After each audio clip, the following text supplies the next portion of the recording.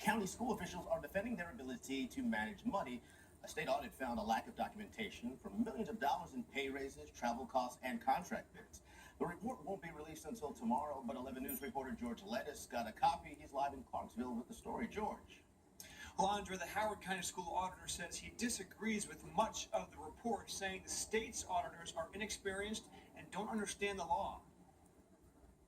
In a routine report covering the last 2 years, the State Office of Legislative Audits says it identified 15 contracts totaling $12.5 million that Howard County Public Schools awarded without a competitive bidding process and did not document justification for it when there are multiple vendors that the state says could do the work.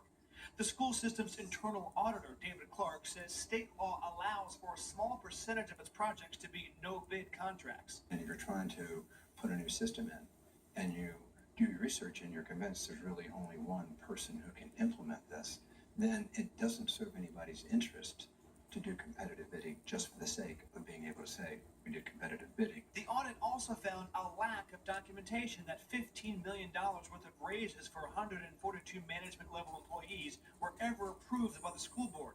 The school's auditor says the state's auditors were inexperienced. We had a very young person come in and say, well, I want to say where the board approved each and every person's pay raise that year. Clark says raises are approved as a grouping and not individually listed. Our view is the law doesn't actually, we don't think the law actually mechanically requires that the board do that. Another audit finding, monthly mileage payments to executives for work travel had no documentation approximating the amount given out. And the school system's opinion is different, and we're going to agree to disagree, but we'll continue to look at this, and maybe there's a way to tighten this up and make sure that it does approximate. Howard County Councilman Calvin Ball says because he faced resistance from the school board, he had to get legislation passed that will soon force a separate audit of school spending. Some of these findings as it relates to document retention and how records are stored are quite concerning as it relates to how we can ensure that the public has access and that there's transparency. I think the transparency of what we spend, I think, is as high as it could possibly be.